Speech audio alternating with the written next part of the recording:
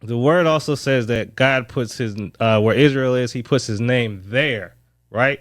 So it's about the territorial land, because with the 12 tribes of the 12 sons of the 12 tribes, whatever, they all had designated portions of land that belonged to them. So even where Gaza is, that is a land that belonged to Judah, I believe it was.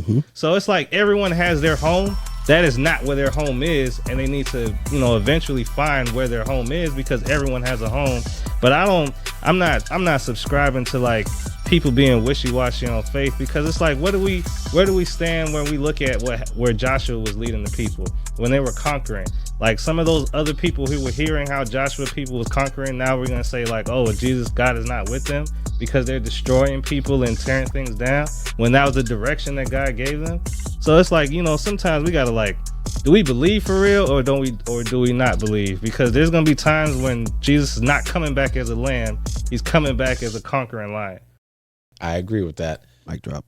I wonder about I guess I want to talk about the support for Israel versus Palestine, because as you rightly stated, Israel was God's chosen nation, right? And that's where he places his name.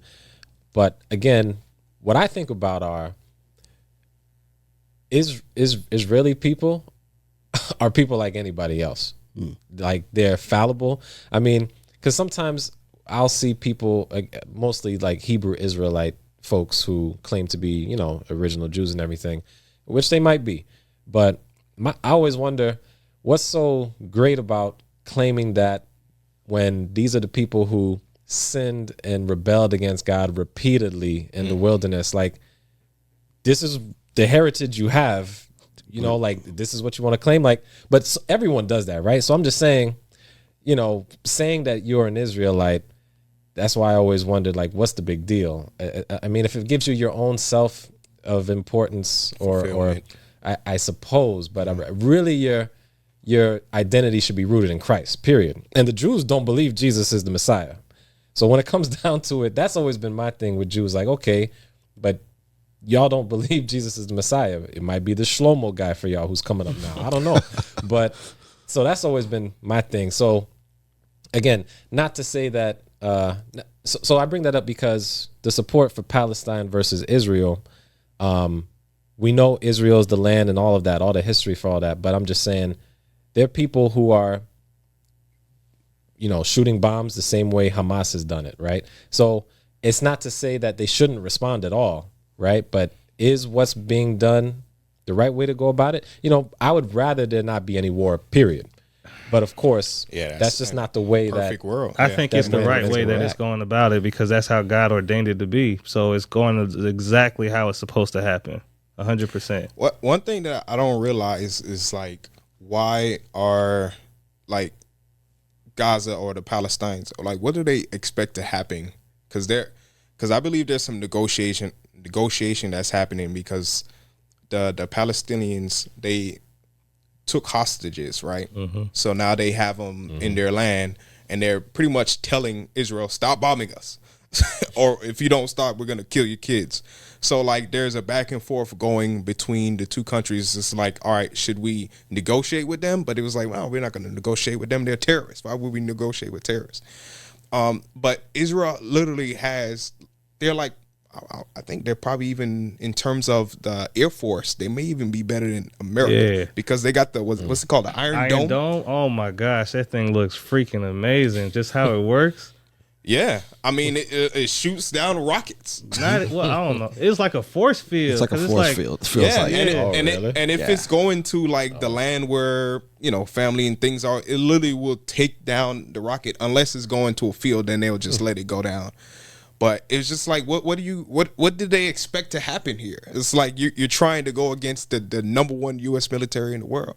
And obviously they know what's in the Bible, so they know that we got to be prepared for this time whenever it comes. Yeah, well, I think if anything, it's more of a message that they're trying to send, that we're not just going to be treated this way, because there's Hamas is basically like ISIS. Remember ISIS back in back in early 2000? Yeah, but I mean, I've heard things of they say, and again, that's why I'm going back to the nation of Israel is made of people who sin like anybody else, because they talk about the way supposedly how the military will, the way they treat some of the people in the region, abusing their power, where, people are being, graped and things like that. So like, at a certain point, whoever you are, you're going to want to retaliate. Yeah. So it's just, obviously a situation that you would prefer not happen. But again, from a Christian standpoint, we know these things must happen.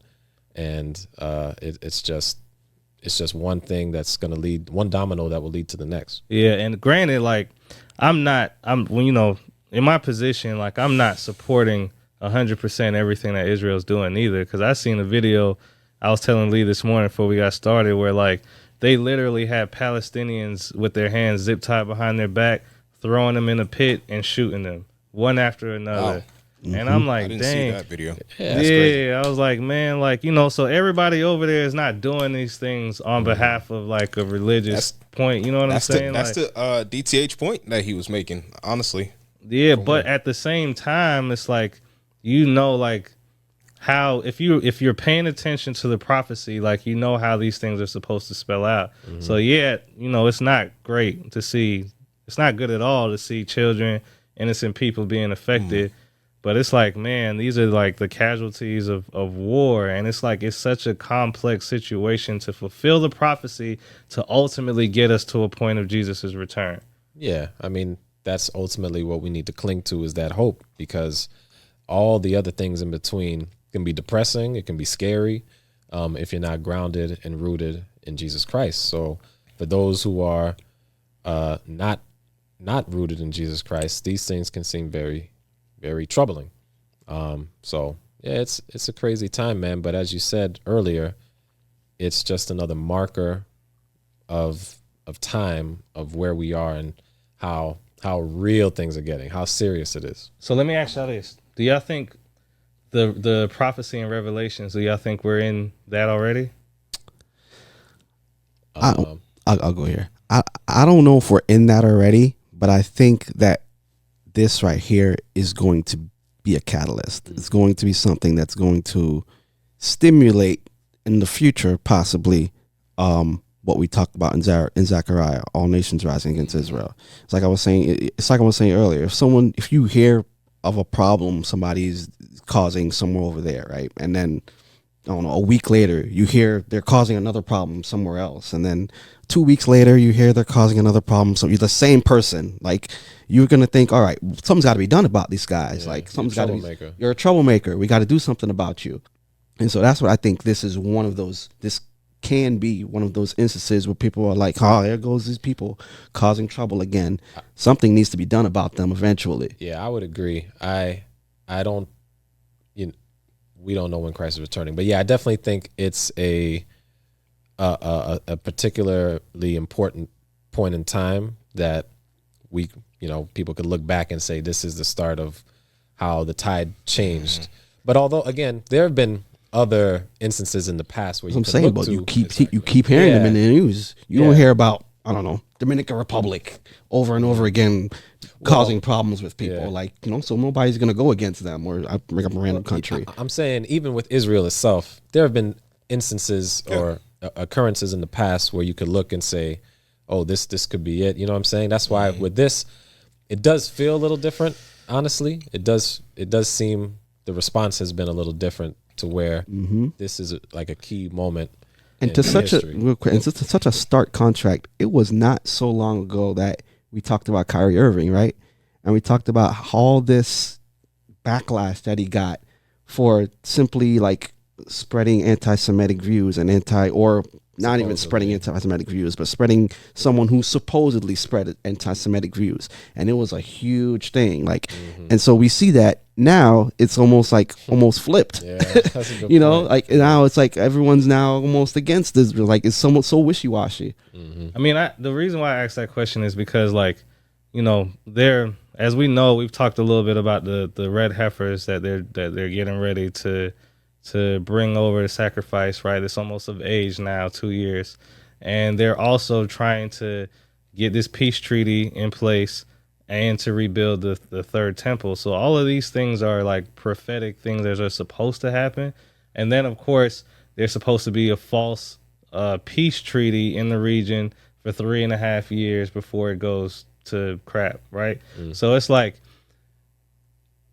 if we aren't in those, like some of those instances where this is starting to break out, like, do y'all think this gonna, like, something else is gonna, because you know what I'm saying? Like, even with the Euphrates River, it's drying up now. And it's not completely dry, but it's already started to dry up. So it's like, how do we backtrack to then, if this isn't the beginning of the false peace treaty, of the false prophet, what else do y'all think would then come when we're already at the brink of war over there in the Middle East? I mean, I would just kind of jump on what Levi was saying earlier, where just more countries that's just going against Israel.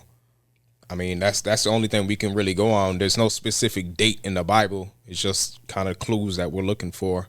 But I'll say this, just kind of switch gears a little bit. These are all just rumors, but rumor has it that perhaps what's the leader name in Israel? Yahoo. Perhaps rumors that he may have turned a blind eye towards some of these things that's happening, and it kind of just made me think of the thing that's on the rise, right? The love of money, which is what everybody is after.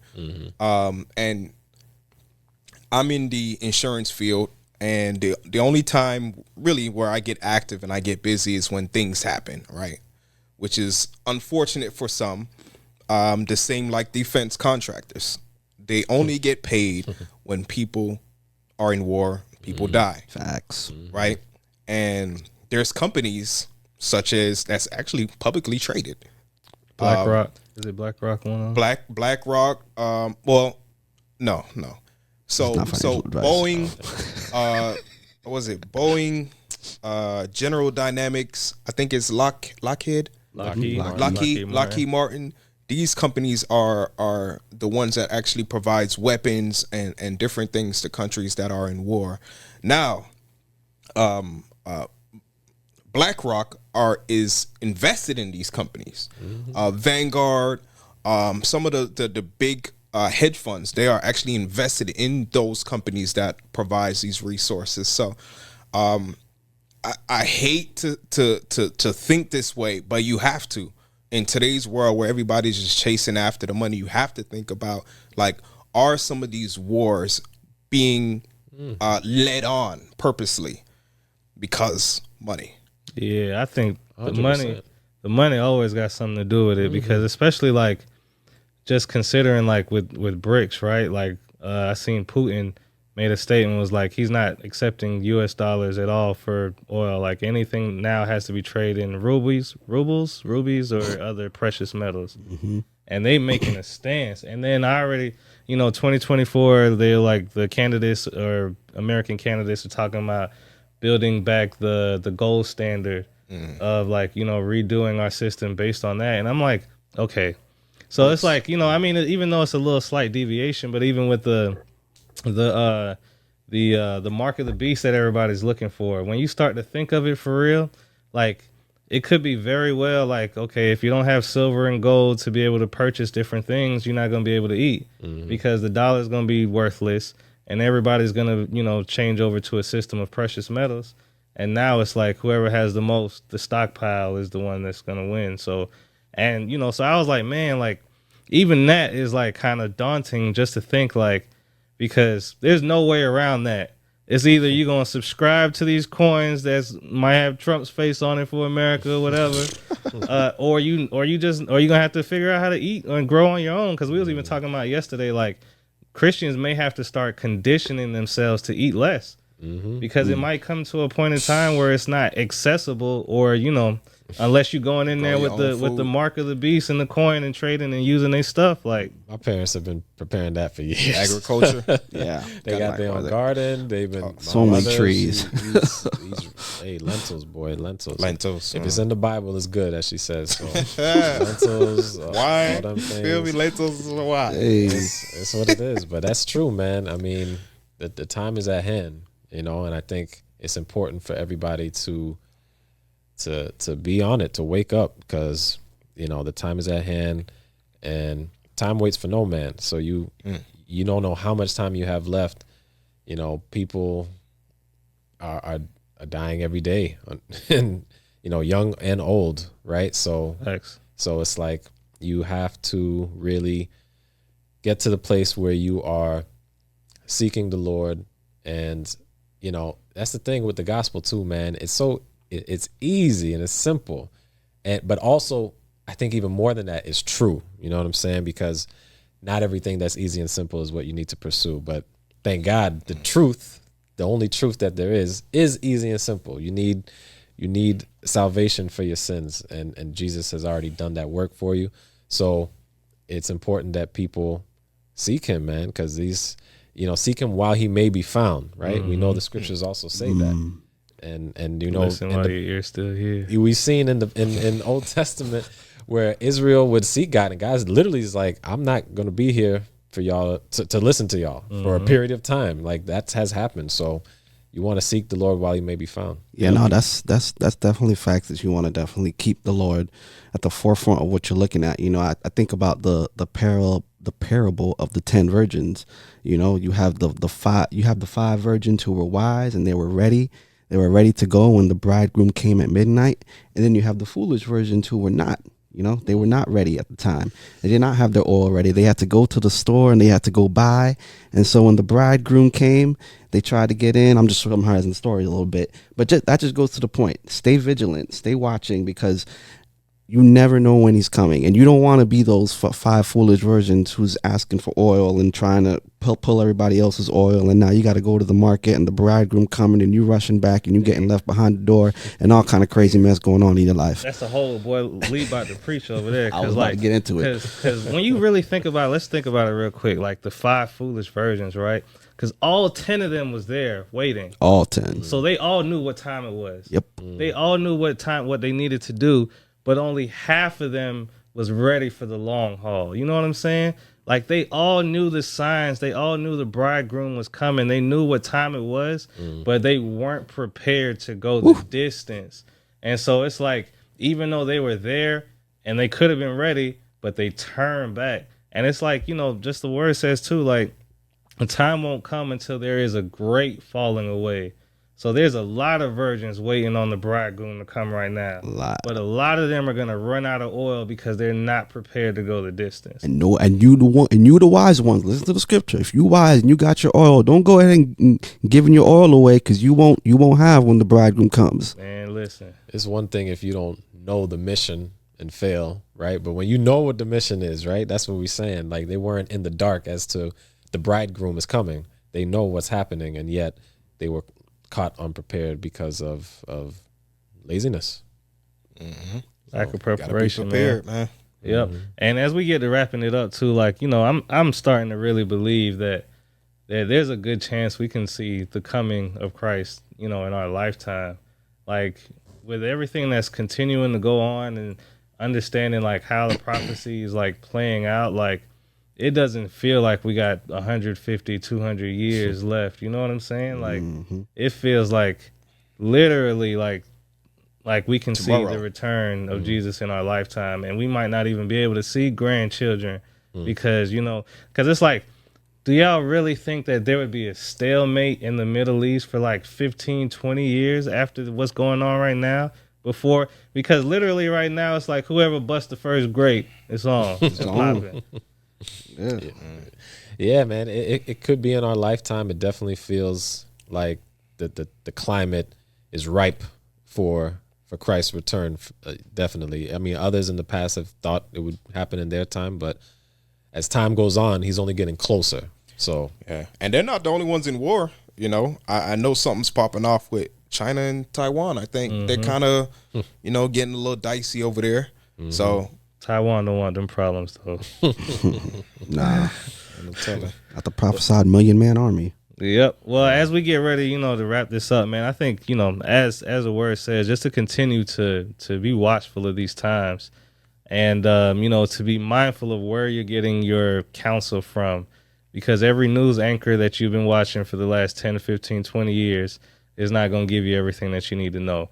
And a lot of times Christians will like religiously watch CNN or MSNBC Watch that. or Fox News or whatever. And it's almost like they revere these anchors like pastors. So, you know, just be watchful of the Tom times, Brokaw. man. Tom Brokaw, Good Morning America. Just be watchful of the times, man. And, you know, it's coming to a head, but be the wise virgin and have a little extra oil to go the distance, because we don't know how long we're going to have to wait. We don't know how long we'll have to be able to condition our stomachs and our appetites. And you don't want to be like, well, you know, I tried to do this thing for a month, but I'm going to grab me some silver coins and go eat today. That was good. You know, so just a little piece. I don't know if y'all got anything else y'all want to add in. I'm good, man. That's good, man. All right. Well, this has been another Powerful Hour with the Hold Your Point podcast. We are the Hold Your Point podcast crew. Make sure you tell a friend, like and subscribe. Check out the website, all that good stuff. And until next time, man, we out of here.